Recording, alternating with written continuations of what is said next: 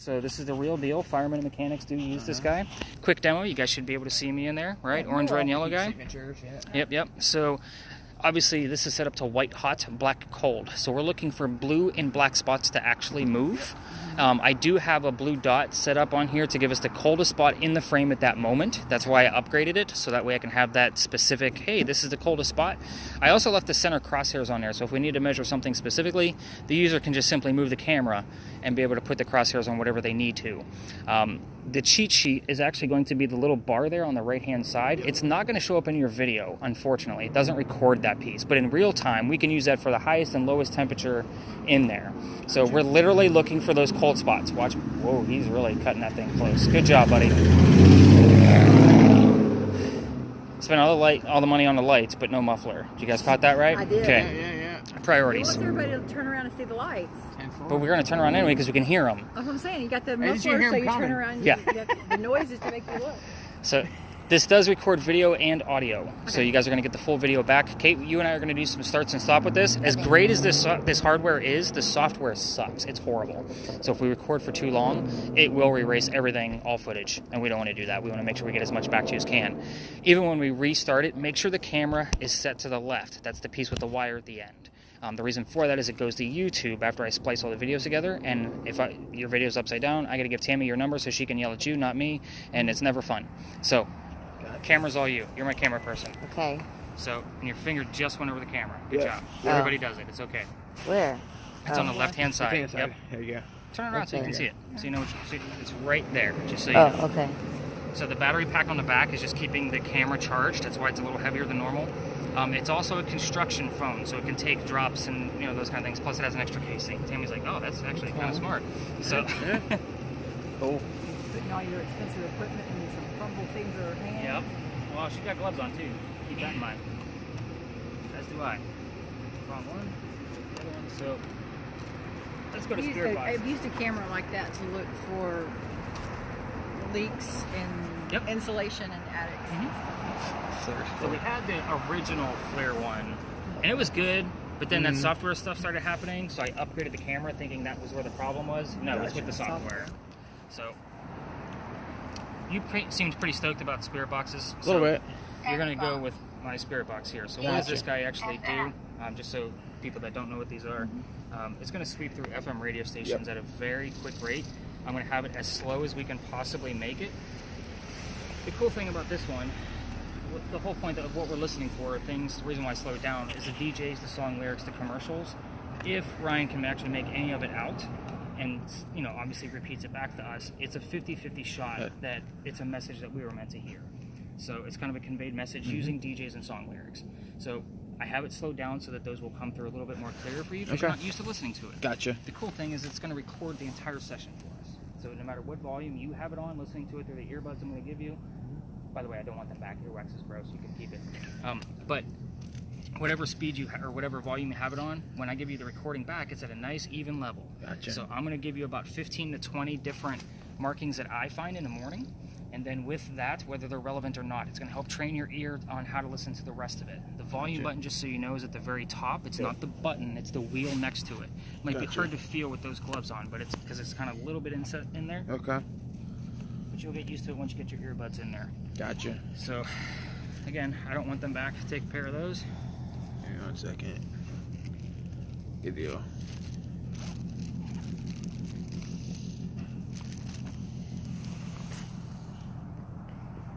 We're going to be kind of double tasking. Alright, I'm up for it. So, the first thing you're going to have is what we call a millimeter. So normally on your TV shows, it's the blinky lights for the EMF, electromagnetic fields. Yeah. So this is way more accurate than those blinky lights. I have one of those, but that normally goes to the kids on the tour. So it keeps them occupied. Yeah. Anything above 2.5 on your big number, we need to figure out what's going on. Okay. The bottom number is ambient temperature. Granted, you're going to know how cold it is out here pretty much the whole time unless we decide to shut it off. In the event that Kate actually finds something on her camera, you and I can debunk it by proving, like it's measuring right through with this yellow probe. Yeah. The last thing that it has is it has a REM pod or a motion sensor built into it. So again, anything gets close to this guy, it's going to go off because of the wiring behind me right now, but if something does get close to it, it will go off. We don't always use this because it can be annoying and distracting, and I'm trying to give you guys the history. So again, we'll kind of keep it off for now, so that way you can just get used to how the numbers on the red screen. Okay. So does the color of the screen change with the numbers if they get to, or does it stay red? it stays red. Just for night vision. Right, you got it. Now these colors up here with the motion sensor, there are different colors in here ranging from green to blue and purple in the middle to red at the end. I do use the blue and the purple in the center a lot as kind of a call and answer. If somebody's here, make this thing go to blue. This black box with the metal stick. I remember we're talking about people that are 300 years old. They don't know that this is a millimeter or a device. So I usually use those middle ranges on purpose, so that way it's actual cool, because that means they have to get so close to it, and that's it. The closer they get, the higher the color scheme is going to go. But with that, leave a little flap open in the back, so that way when you and I do talk about that REM pod piece again, that way it's easy for you to get to, because I'm going to need to show you how to operate that part. All right. So there's device number 1 for you. The other thing I'm going to give you is it's kind of a, if I give both spirit boxes to the same person, they lose track of what's going on there and they only focus on this one. So this one runs a little bit differently. This one's a lot easier to use. That's the reason why I'm going to give you this An one. Android even. It's an Android. So this is an app. So it's kind of like an Ovilus, like what you see on TV. It just kind of spits out words from time to time. So they say an Ovilus has about 2,048 terms. This app actually has 9,000 terms in it. Oh, wow. 100, to be quite honest. So what it's going to do is in the center of the screen, it's going to give us a word where those 3 dots are, randomly. So out of those 9,000. When we have a full list, like this is the last tour I did, they had 88 terms.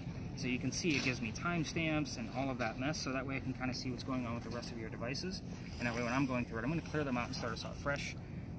But 80% of what comes out of this doesn't mean anything. It's meant to be a game and a hoax. So again, it's the other 20% where it is relevant. I'm going to tell you why and give you a backlink to verify my info. Even things that Ryan catches on his, you're going to see me taking notes and that kind of thing, even from your readings.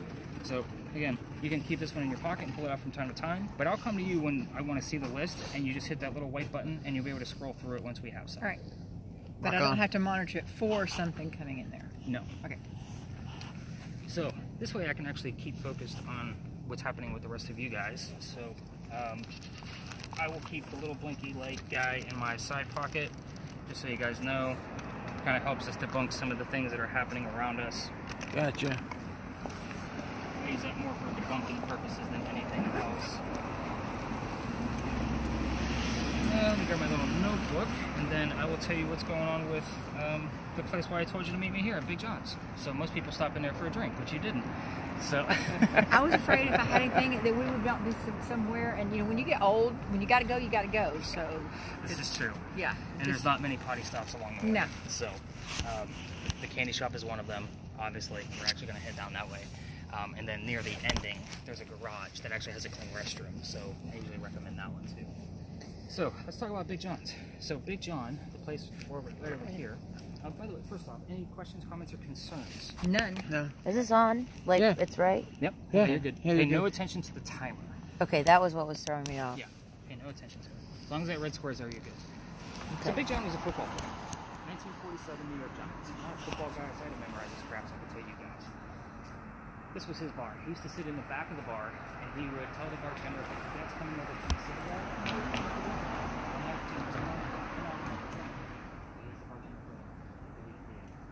Come back the next night, and they try to steal the cash register from in front of him.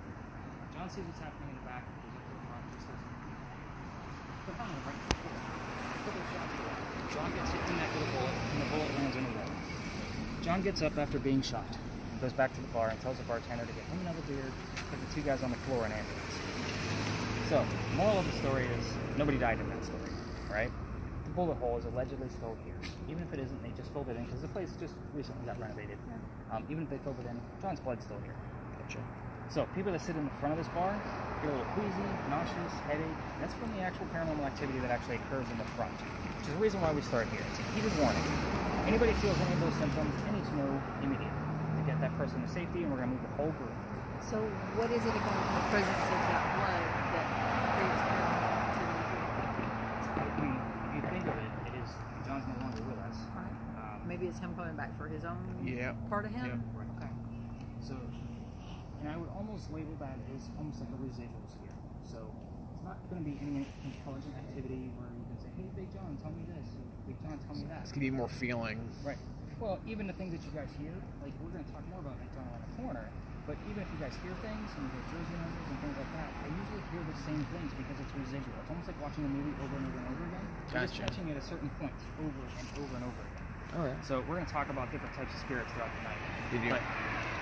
But I know when I have moms on the tour, they get a little worried because they say people get sick on this tour. Yeah, people are passed out. It's happened. What can I do? So let's talk about something else with the same building. Did you guys take any other? Well, you've taken other historical tours. You already mentioned that. We had a big earthquake here in 1886. In case you didn't already know that. Okay. We all talk about it because it's big anomaly for us. Because we're in Charleston, we're not supposed to have earthquakes. It's supposed to have hurricanes. This is apparently where the first death occurred from that earthquake. I almost said hurricane. So, the mantle that's in the middle, a piece of it broke off from the front of the building, hit somebody in the back of the head, apparently killed them, and they say you could see his ghost in the middle of East Bay Street. Now, say apparently and allegedly, I don't have any proof. Just a great segue so you guys aren't thinking about getting sick on the tour. So, especially when I have moms here, because they like, what the hell did I sign up for? I get that look all the time. So, let's go ghost hunting so I can teach you more about your stuff. Rock on.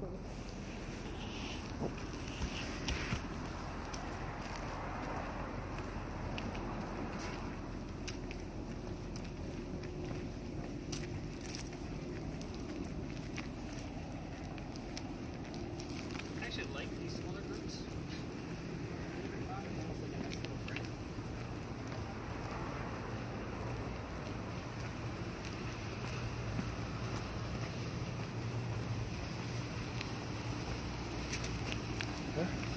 First and foremost, you should know that people do not like their cars being filmed. So when we're in spaces like this, you're simply holding a cell phone, and you're not going to be filming somebody's car direct. So, Okay. So just kind of keep that in mind. Okay. They don't know what we're doing. However, if I wasn't... Yeah, but they don't want to think it's somebody cheating on their spouse, and then they private out here, and they come out and beat the crap out of you because I've been you screamed caught at them. plenty of times. Yeah. Okay. But if I was a car thief, that would be my first tool. Just so you know, because you're going to be able to see the heat signature on every car to know how long it's been here. Exactly. So, let's talk about where we are. This is what I call the Big Red Barn Lot. This is where we keep the horses for you guys' carriage rides. The horses are in there, they can't hear us. So kind of keep that in mind, we're not going to be super loud, which is why we can hear them. This is the same red barn that actually held horses that the legal American eggs for the Charleston. So 1860s to 1920s. Roughly. I like to keep it simple here because this is kind of a level one. The square boxes, there's two of them in play tonight.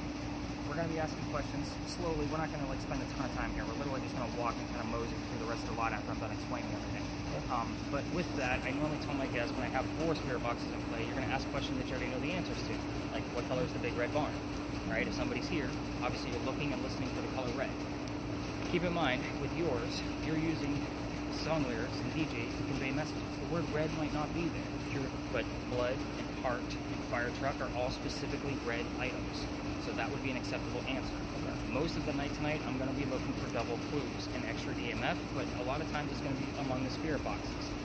The reason why I say that, let's say on your word list, you get the word art, and he hears the number 40. Sorry, I didn't mean to bump you. Art Faircloth was number 40 on Big John's team. See where I have to put the clues together? I'm not going to get excited about you'd be the only one that could do that. Well, not necessarily. Well, the 3 of us couldn't put art in.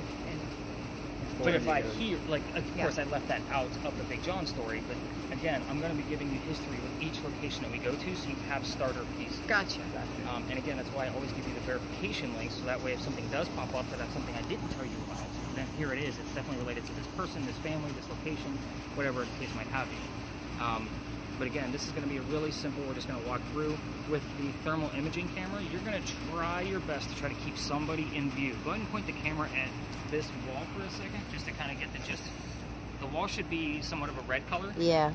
Watch when my fingertips, the wall should turn blue. Yeah, it changes blue, yeah. So the reason why we do that is we want that variation of color. We're going to be the warmest things out here. Much easier to see cold spots moving around when there's something else warm in the picture. If it's all cold, it's going to be hard to see cold spots in a cold location.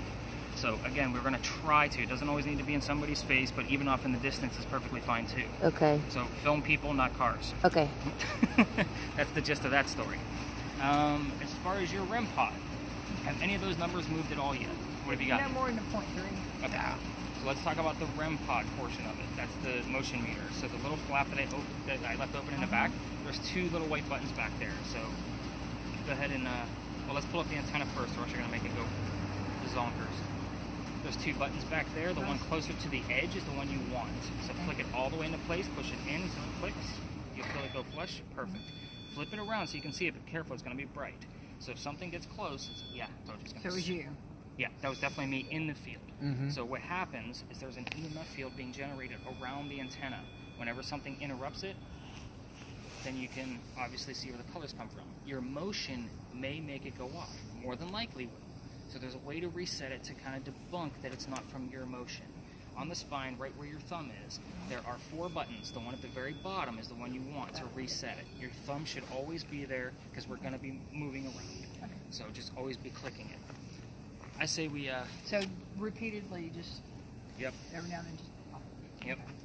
Well, if you get anything like any kind like that, you should be clicking it to reset it to make sure it's not from your movements. Some nights it's super sensitive, other nights not so much. Have you heard anything on your spirit box yet? And let's take a look at your word list. You said you got it in pocket, easy access. Separation. So Thomas is definitely relevant to our next location. However, I'm waiting for another clue to tell me more about that to kind of confirm it. Right now, it could be a football player, it could be some kind of stable kid that I don't know about. It's obviously not the color red or anything relatable to red. But Thomas, I'm excited about that so far, but I still want that secondary clue. Have you heard anything at all? Like any phrases, words, terms, anything that you can make out of it? No. Nothing. Going too fast? A little bit. Okay. Well, it's as slow as it can go. So I will tell you the other night when I set it as slow as it can go, when I went back to listen to the recording, it was on the fastest mode. I know that because that's how I use it on my investigations. Okay. So I was kind of like, what the heck happened here? And then it slowed down later on in the night. I'm like, what the heck happened to this? So it was almost like they didn't want us to hear what was going on. Although I did catch a few things, nothing was relevant. So let's go see what we can find out over here. Very good. A lot different than the other tours. Yes. And that is all from your emotion. Yeah. Except for that blue. Went all the way to blue. I normally can't have the females. Females walk on the same over as the guys. Most people get much.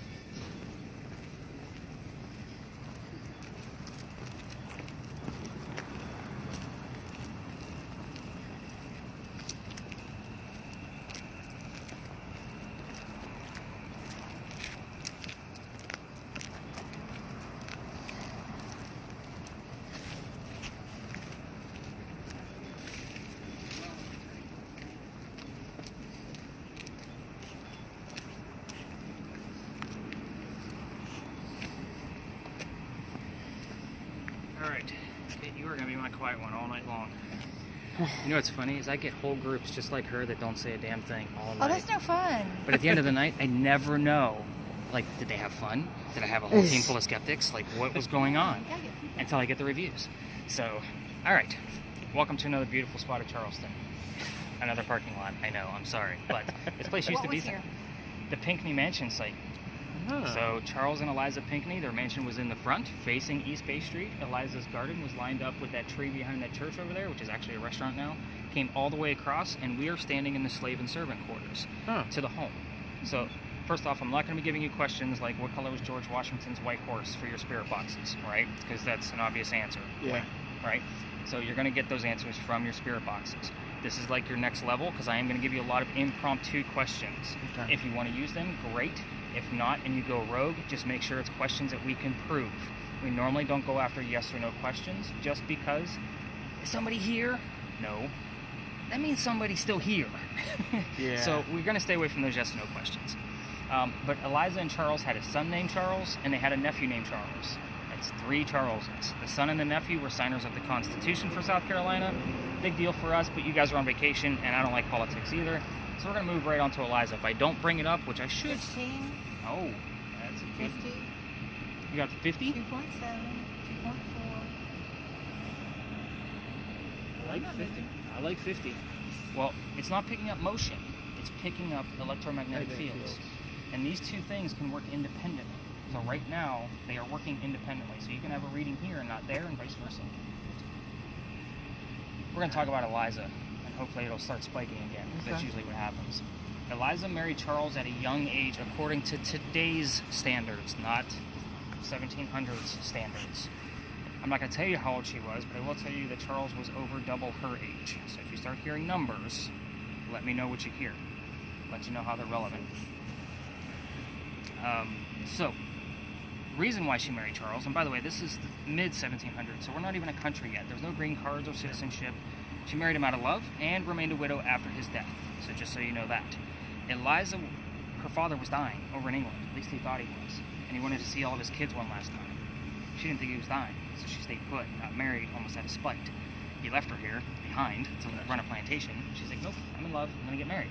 So, Dad, she was right. He got better, and he started sending over apologetic wedding gifts, basically. Well, I told you her garden was lined up right behind you guys. He started sending her over indigo seeds. Indigo's a plant that makes blue dye, makes her blue jeans blue. Some of you are wearing it tonight. That's how we still use it. So she had to learn from her slaves how to keep it cultivated in our obviously not so warm temperatures in the winter. Once she had it figured out, she moved it to another plantation in Mount Pleasant, calls Dad and says, I need some contacts to be able to sell this. Rice plantations are going downhill. We're going to make a killing. Prominent English woman, so it probably wasn't her exact wording, but you get the gist. Now we have an international businesswoman during colonial times, which is something absolutely unheard of. So I'm just giving you the gist of what she's actually done for this country. So the weird facts, which is why everybody likes to come to this tour. They want to know the weird stuff. First off, Eliza was the second wife named Eliza from Charles. They both named Eliza. They both had a maiden name that started with the letter L. I don't think I need to explain what a maiden name is to this group. This is going to be fun. So I'll have to do a lot of explaining. So you can ask what maiden name she had, so that way we know which Eliza we're talking to. So that's 3 Charleses and 2 Elizas so far. Okay. Thomas was one of the kids. No, and I already told you about Charles, so we have the name Thomas. So if you want to ask more about Thomas, you can. However, you can only go so far with the children because there was a tragedy. If we start poking the bear too much, all activity stops, including any EMF readings. And I haven't even pulled out like the blinky light one yet. Let's see what's going on there. But maybe get how many kids she had, how many boys, how many girls, get more names and kind of leave it alone. So just leave it at that. I will tell you, let's go ahead and poke around with Thomas just to see what he's actually known for. So maybe we can get some answers out of that since his name already popped up. The mansion's not here. You can ask what happened to it, and then when did that happen? It's obviously a tragedy. I'll give you that clue. No Googling. No, I'm kidding. I've had people do that, like whip out their phones and start Googling. Anthony came up. Anthony? I don't know of any Anthony. Of course, it could be a middle name. One of the kids. Eliza's death. Ask anything you want to. Eliza, how old were you when you died? What did you die from? Where are you buried? And what U.S. president was a pallbearer at your funeral? So these are very specific questions. So obviously you're going to get specific answers or things related to those specific answers, especially the president. It might be something he's known for, something along those lines, maybe even his wife. So if he had one. So I'm not going to give you too many clues to give that one away. But I think I've given you guys enough to kind of like get started and maybe get things stirring up a little bit. I am going to check you guys in on the different apps that you guys bought your tickets from to kind of give you guys a head start. If you guys want to stick together as a group, I would recommend that you stay with them. But a lot of people don't like the teacher around as they're trying to ask questions and trying to come up with stuff. So I'll give you guys a few minutes to kind of get a head start. Again, keep in mind with the vehicles that we're in here. So you do look like a filmmaker at this point, a YouTuber. So when people are, ooh, that is not good at all. It's a bottle and not a headlight, Rogan. Actually sounds like a headlight. That thing popped. Yeah. It's not a headlight. Anyway, we're not going to go near cars at all. I will tell you that that corner, like straight behind you guys, is actually a good hotspot for activity, especially with spirit boxes. I'll be testing things around once I check you guys in with my EMF detector to see if I have any spikes anywhere, and then I'll be able to view and see what you guys actually caught. So you guys definitely keep an eye on both of those real time. When you're on the list, by the way, it won't show you the new stuff. You got to keep it on that list. Still on Anthony? Take a hike, you should be following wherever the EMFs are going to go. I also got it, you said 50 and you said... It hit 50. What about And then 17 was the other 17, one? it's been 12, it's been 6, it's been 4. I mean, Wow. it's All over the board. yeah, They've never... very, very short term. It's not. Oh, that's what they call it, those hunting. So you got to go look for them. I will also tell you, they've never done an archaeological dig. There's nothing underneath this. It's too expensive. Wow. There's been many things since the Pinckney Mansion site. So, to my knowledge, their artifacts could still be where we're walking every single night. It's true. The only reason why I know so much about that is because when I do go for my shop, this was one of the plots of land my wife and I were looking at to recreate the mansion itself and have a haunted hotel upstairs above the shop. So I did a lot of digging to find out what used to be here. Did they ever do a dig? So obviously I would want the artifacts in the rooms to store the antiquity. And it's very respectful, obviously. We're not going to be dealing with anything below tonight. Family friendly report. Take it for what it's worth. But yeah, definitely spread out so we can get some more answers. I'm definitely seeing. Have you heard anything? Have you had any volume? Not really. I mean, I have volume, but I just don't. Nothing in connection. Okay. And again, however silly it might be, there are things related to the kids that I leave out on purpose. I don't tell you guys everything so you don't have those subliminal messages. Okay. Talking about excavating, that's funny. Well, not only that, but I do get a lot of gardening terms here because of her gardening. Ooh. Could have been from the phone. Oh, yeah. She is Google. Well, just the name. I teach history. Okay. So the name Charles Pinckney, Mm-hmm. he was a vice president candidate. Mm-hmm. Yeah, that's what I thought. I want to say that was for Adams. sixth president?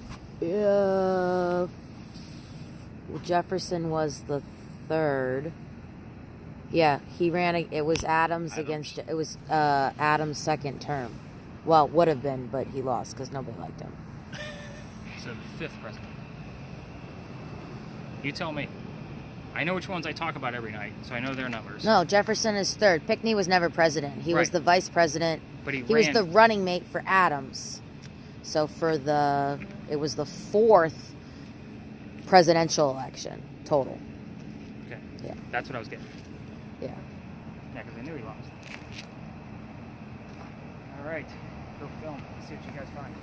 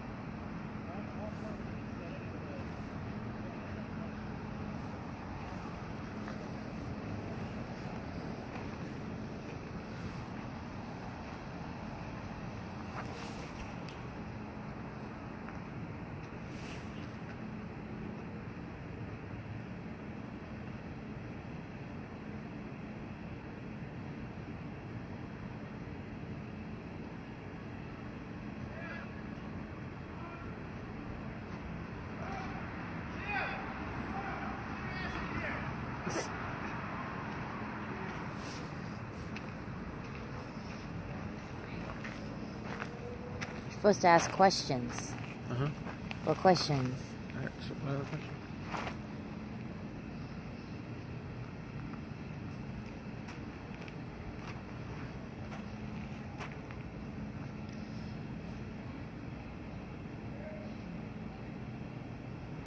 Like, what happened to your house? What happened to your house?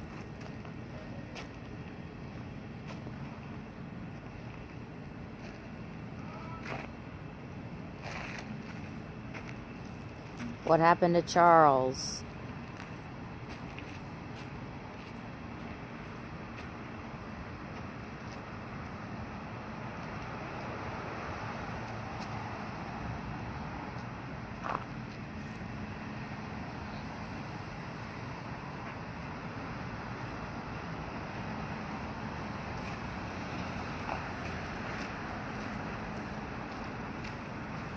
Anything crazy on there? Anything moving around that shouldn't be? No. You can definitely see how the windshields and cars can be older than the rest of the frame. Yeah. Anything nuts on your end? Anything at all? Not that I can Make out? make out. Okay. Don't pull out your earbud. That's not your ear. That's the slowest speed.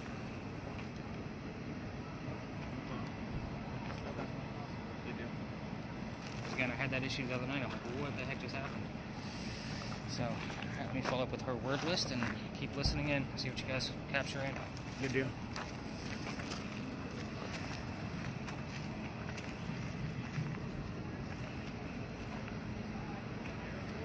What's your favorite plant? How much time did you spend gardening? What?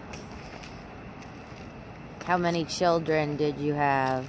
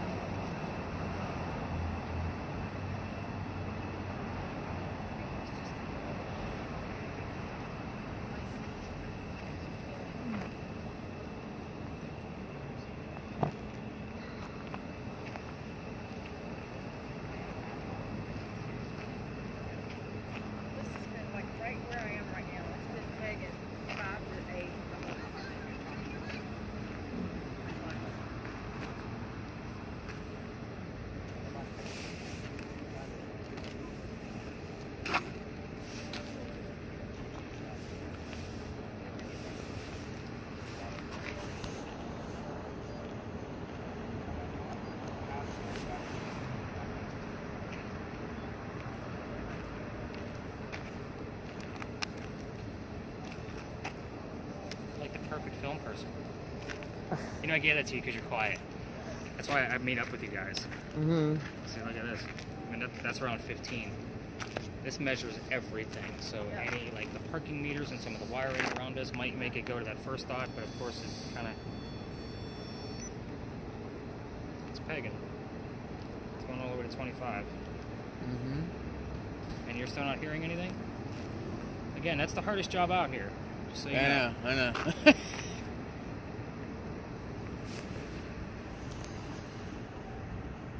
That's why we record it, because some people just can't get the gist of it. That's why I go through it in the morning to... Yeah, that's... Go up to that corner. No heat signatures, no?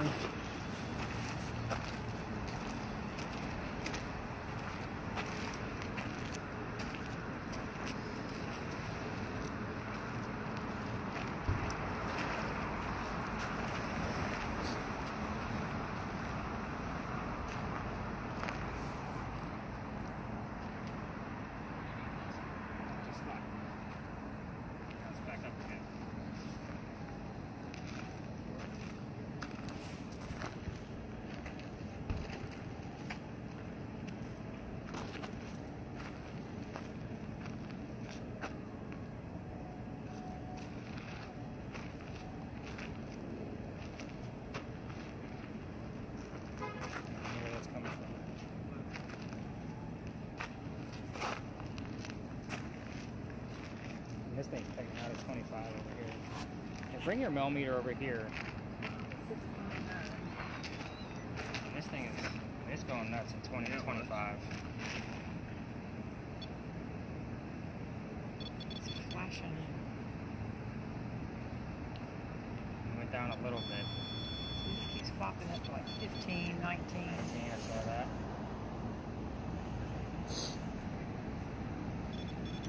That's not from you. There's no way it could be. You're being perfectly still. It's sample.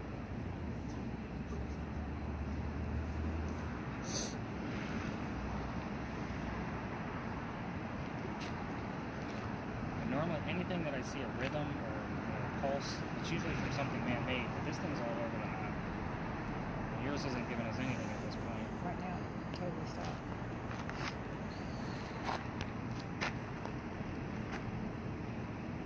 Crazy. Like, look, total dead zone. It seems like right here. I mean, Could be picking up on that. it's not going to give off that much. That much now. I mean, if it's going to give off anything, it might be a little 2-pointers. And this guy, it's literally touching Like it. 25. Yeah. But again, even from like the parking meters on the edge, it might go to the second green Yeah, dot. yeah, yeah. Maybe. They're too far away for us to really get a reading from it. Well, huh? I was like, hold on. Gotta put my hand in my pocket for a minute. Actually, I think I'm gonna put it in my side pocket. That's definitely warm. Don't you think we're a little far from the meter for it to pick it up, or no? Again, it might go to the, like, give me a little... Yeah, a little bleep, yeah. Because the parking meter electrical lines are underneath the sidewalk. True. So as we're walking, like, I don't even bother, and I'll tell you to even ignore your readings when we go up the road, just because it's going to be from the parking meter, so it's a false positive. So we just stay away from that. Yeah, I mean, there's no reason. There's no rhythm. I wasn't asking questions because I don't need questions. I was just talking about my kids and my grandkids. Okay. That's okay, too. Eliza, how many kids did you have?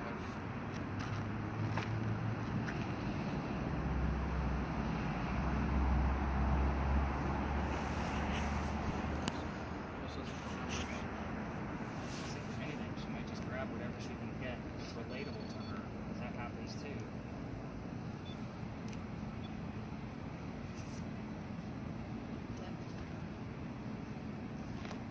Track. Sand. Salt sand. Blue keeps going on. Eliza, make that box go to blue. You know how to just get close to the metal stick. Make it go to blue or purple for us.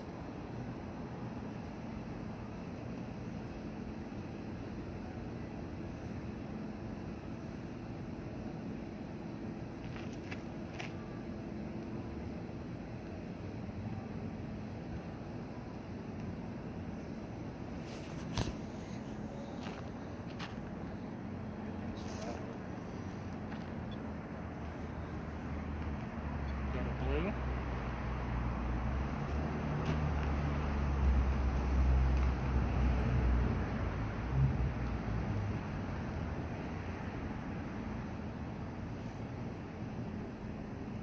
Playing shine, right?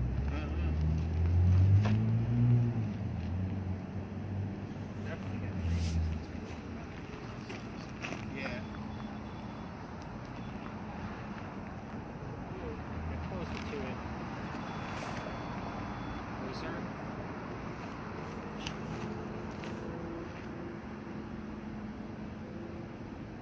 Come on, Eliza, you know how this works. See that you're here, and all the numbers and blinking lights. Go to the lights you can control. Make it go to blue. Show us the color of indigo.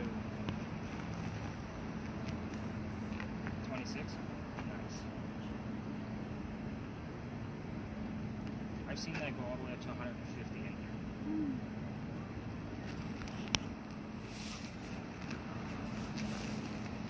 26 is definitely over. Get that down. I wrote down some of the other smaller ones, but that's pretty high for that one. What year did you die?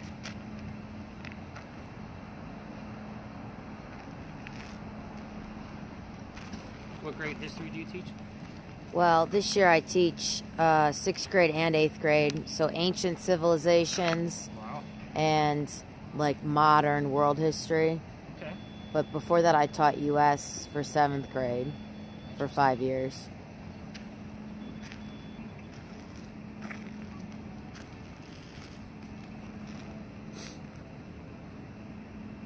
You're not getting anything?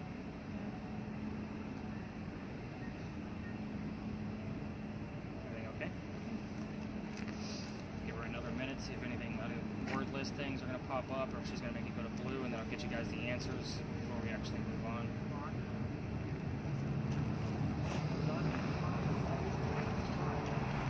Eliza, where are you buried at? Where were you laid to rest?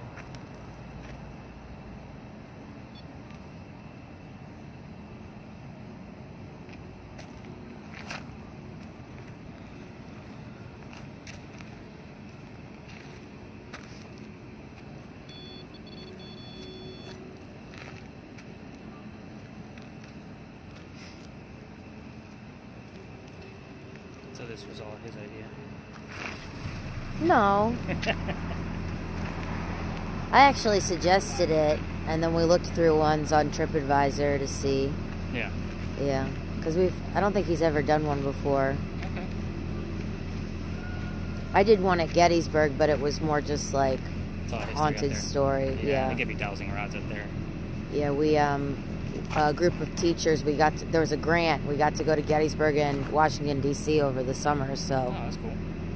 a bunch of us, we did this ghost tour, but it was mostly like ghost stories and like a history walking tour. Sure. So, but he wanted to do with the stuff. Let's pull you guys up this way and get you guys some answers. I do a couple of visuals just so you guys know what actually happened here, who you were talking to, so forth and so on. You definitely probably kill the REM pod, so that's the white button in the back. Go on the outside. Yeah. Just push it back so it pops back out again.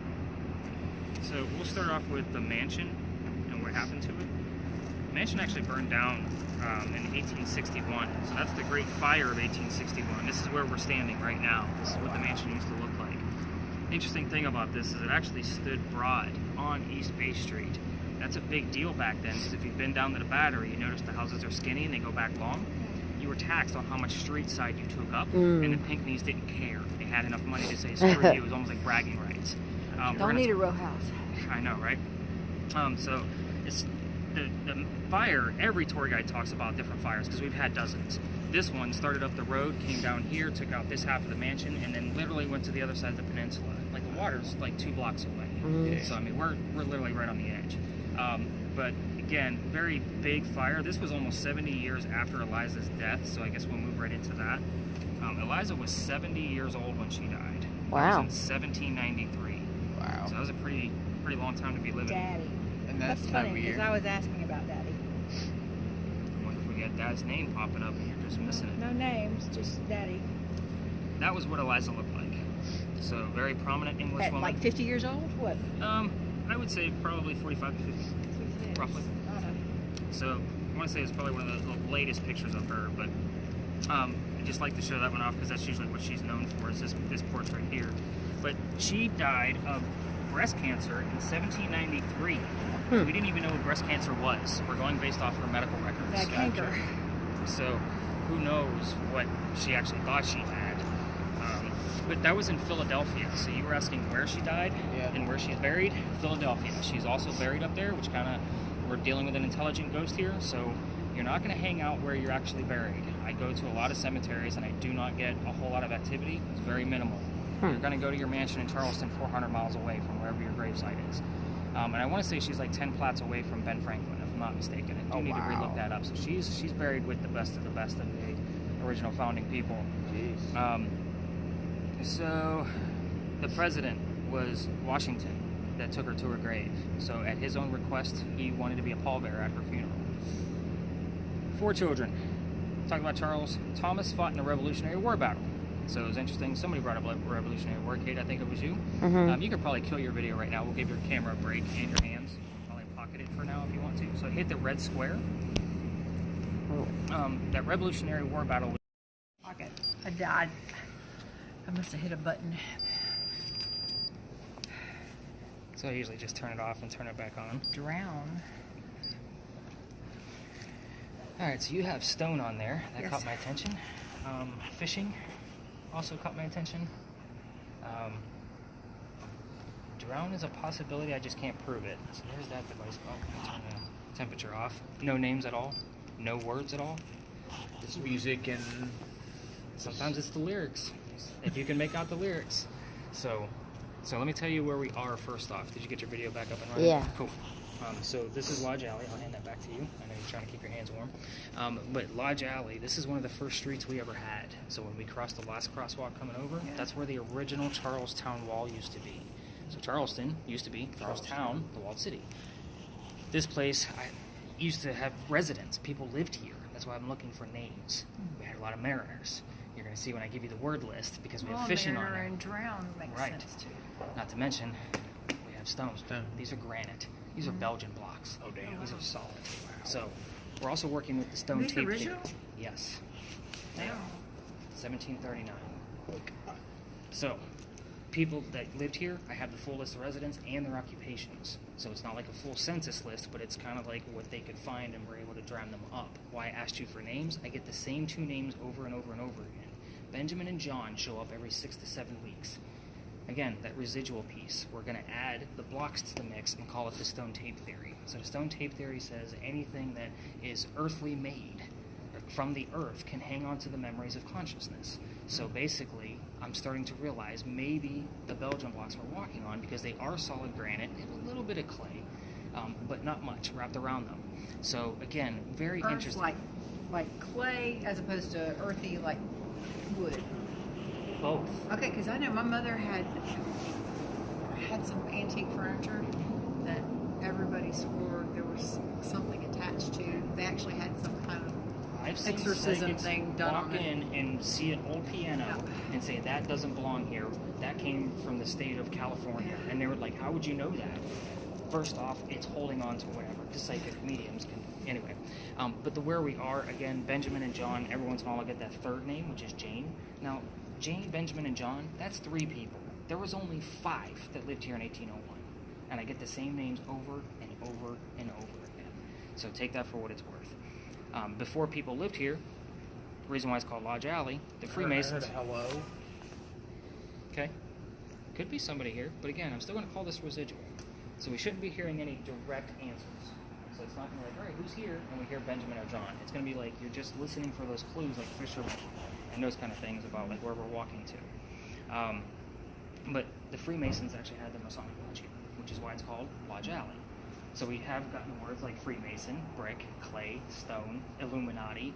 All of these terms have shown up here before, multiple times, and it all makes sense. The people that lived here were considered lower class, by the way. So the other part of the wall was across the street on East Bay where we were walking. So the smell of low tide would have been coming right through here. Now the houses you see down by the Battery, you're probably thinking, well, they get low tide too.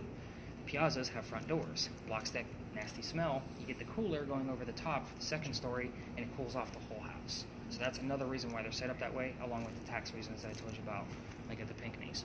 So this is an interesting space. We'll see what we actually capture along the way here. We're going to go through the rest of the alley, but it is considered residential once we leave, so your video will need to be shut off. You'll keep listening. We're going to go look at another alley. I'm not allowed to take you down there because I've been booted out. We'll talk about that. I get booted out of a lot of places.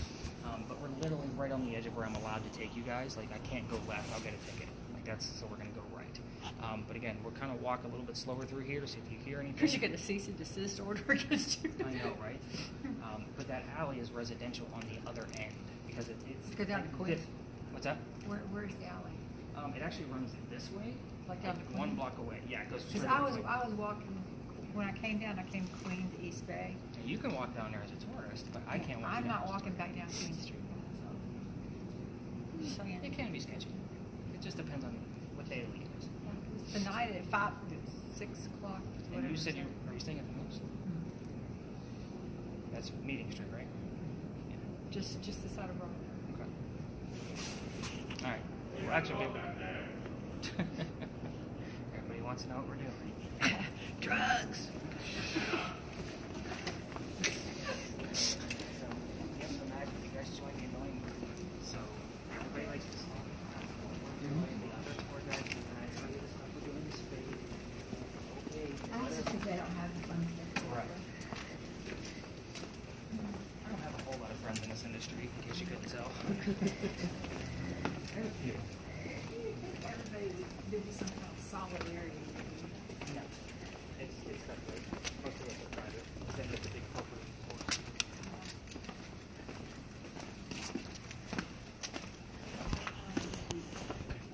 Yeah, I'm fine. One of my toes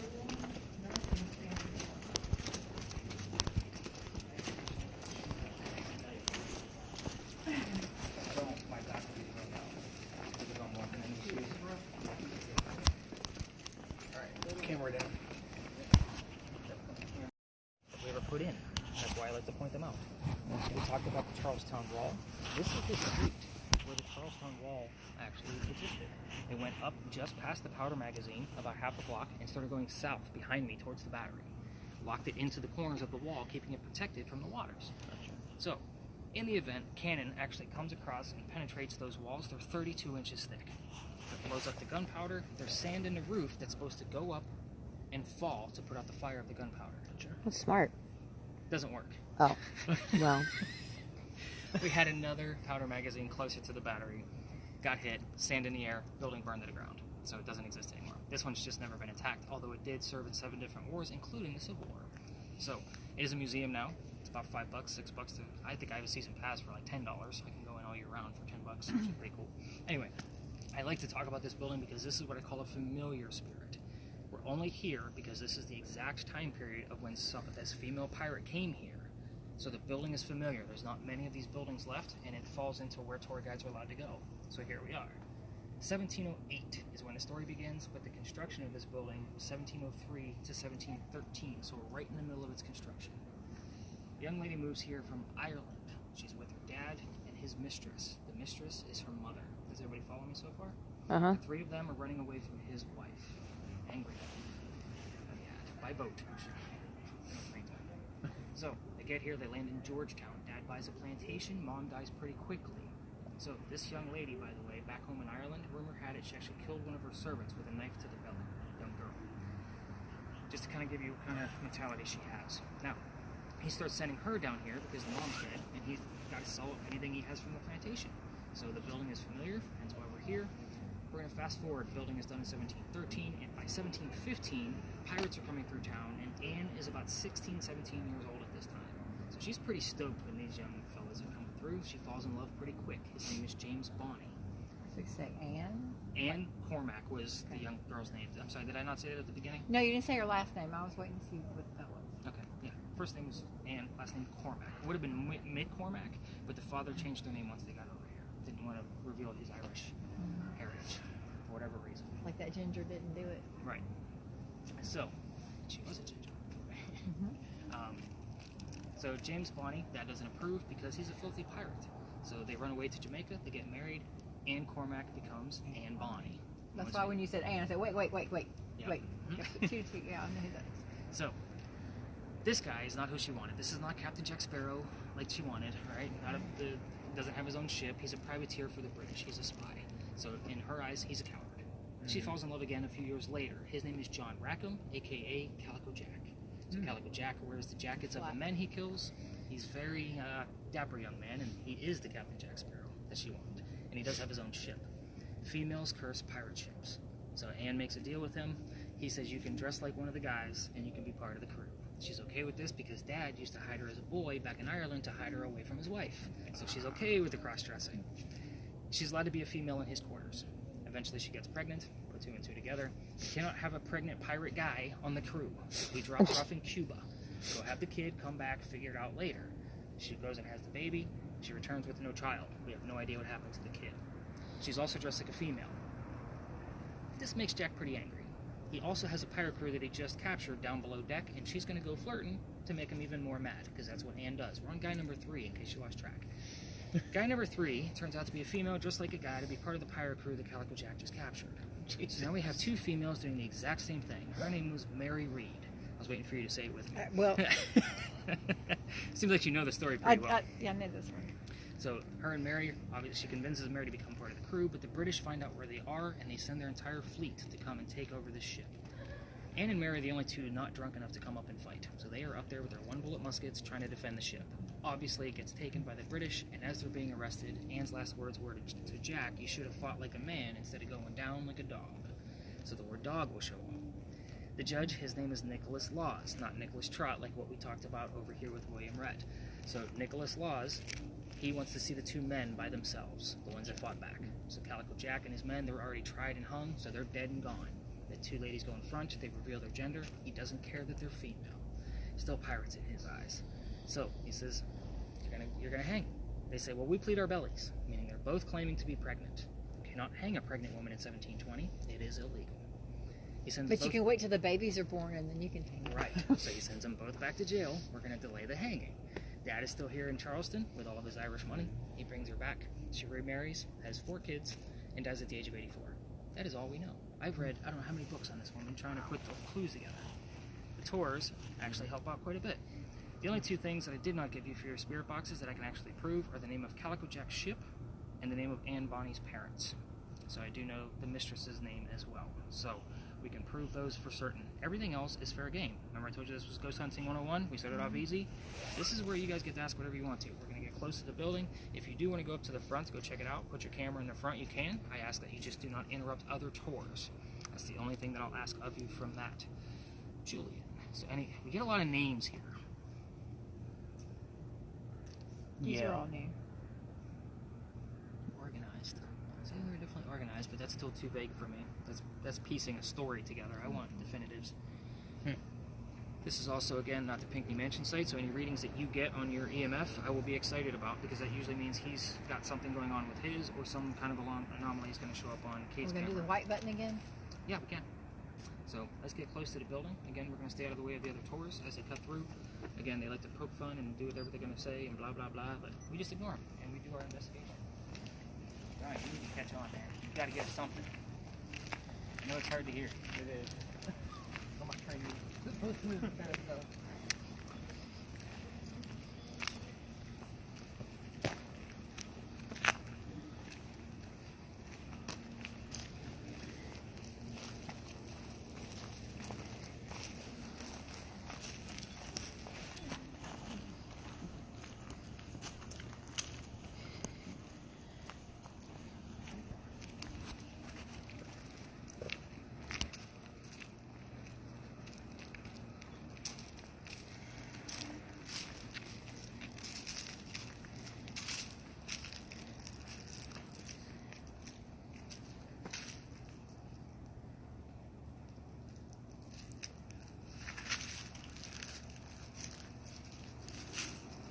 Remember I told you, like, just a few weeks ago, I actually had somebody pass out on the tour? Uh-huh. This was the spot.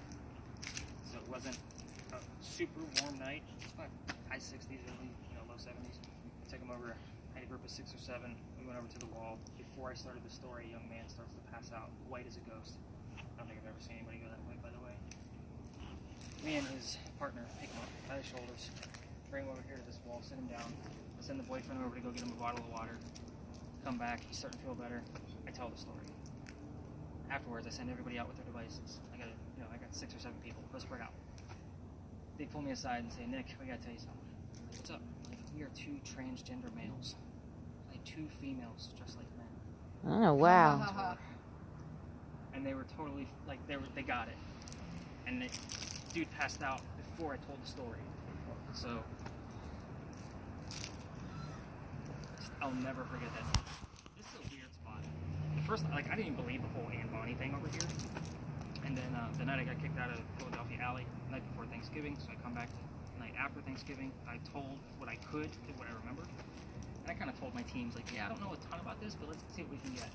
That was November 28th, 2020, and we got the number 300. Anne and Mary's trial was November 28th, 1720. Exactly. And we also had Anne's name on. So again, wish I could make this stuff up. That's the reason why I keep coming back up here. Because you just never know. You have that on, but you don't know about it. So it's going to get noisy. So you're going to reset it.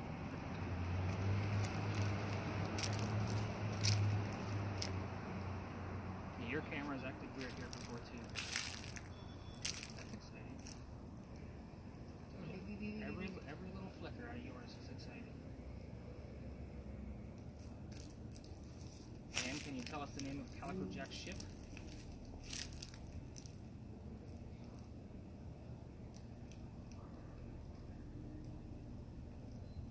Well, like statues, anybody walking by is gonna freak out.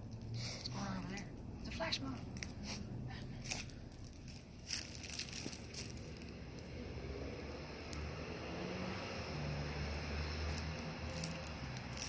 Any readings on the rest of them?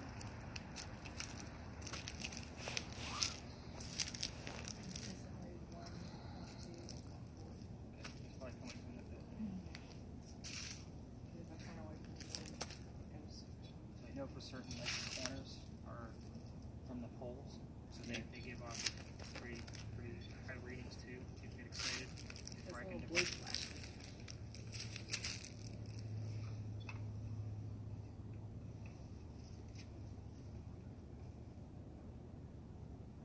not hear anything?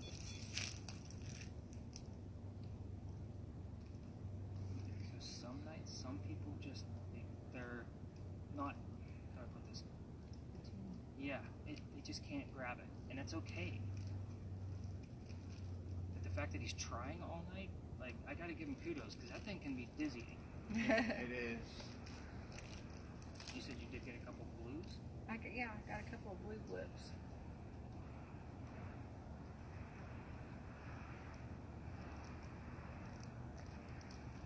Riding in the dark with gloves on is always a fun treat. That's exciting right there. What is it? Green? Those little flickers. Short. Please out. You have green? Please out. Short green.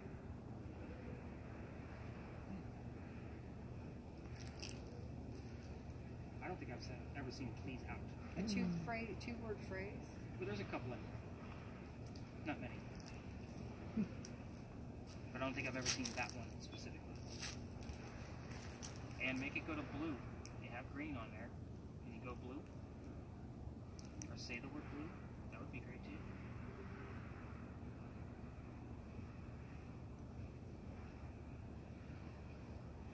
I wonder what happened to her.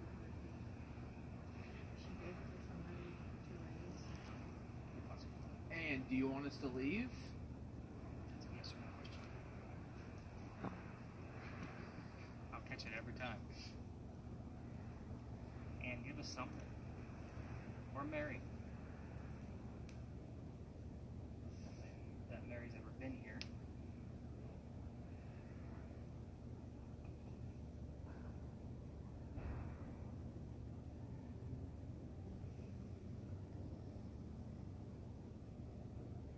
Deceit.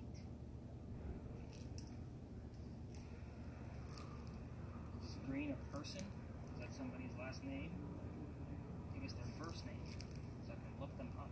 I want to get their phone number, Ann.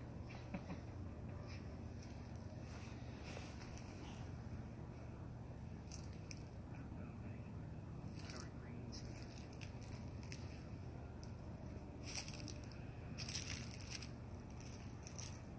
Usually the ones that would pop up or anything around Hornigold, Vane, Blackbeard. That please out is just kind of interesting. Yeah.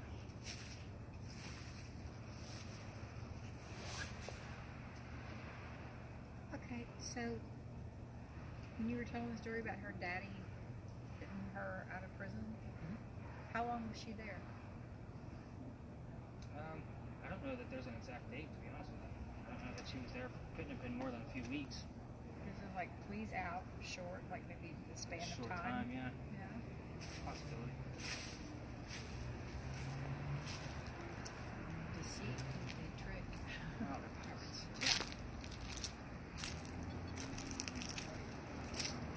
You know, my name shows up here quite often. We talked about Nicholas Trott, Wave Rent, and Nicholas Trott house is on the other side of the Colonitis. And it actually goes all the way back to the cemetery, so it looks like a little cottage in the front, but it actually goes all the way back. And that's a misnomer, because Nicholas Trott actually lived where the Dr. Gator is now. He just stayed here for a short amount of time. But the Dr. Gator has too much history, and it would take it away, so they just named this the Nicholas Trott house.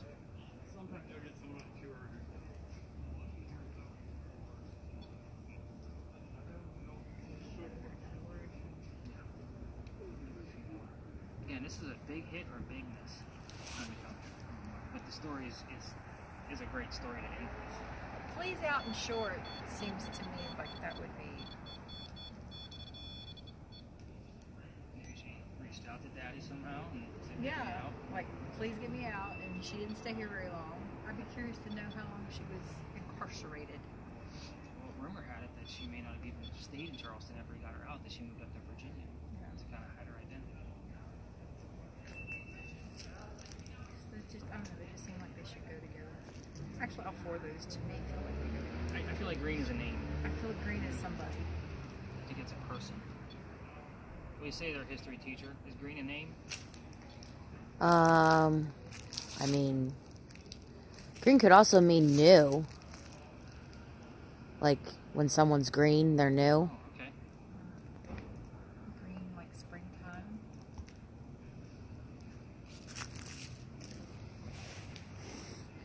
Or, I'm just putting this out there. We're talking about Spanish Isles that they were in. Green is there today. So there would have been, like, I've gotten a lot of Spanish terms here before. You know, through the spirit box. I even had one night, it said, there was two ladies laughing on the radio that said, they think we're guys. like really?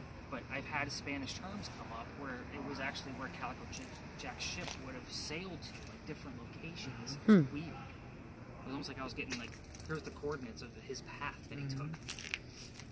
Green could be a location, like the name of the place. Right. Like a river or I'm going to be diving into Verde around the Cuban Islands. Because maybe that's, now you got purgatory. Okay, I'm not pointing at the building anymore. What do you got? Just back up, turn, hovering around too, back and forth.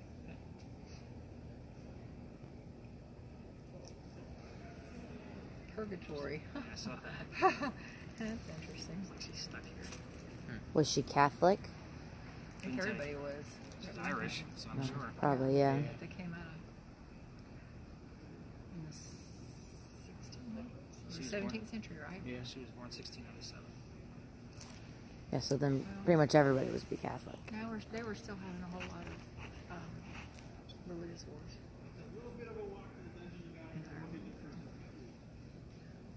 I got the Irish Quakers in the 1600s. Actually, this family has been here since not the Mayflower, the second one.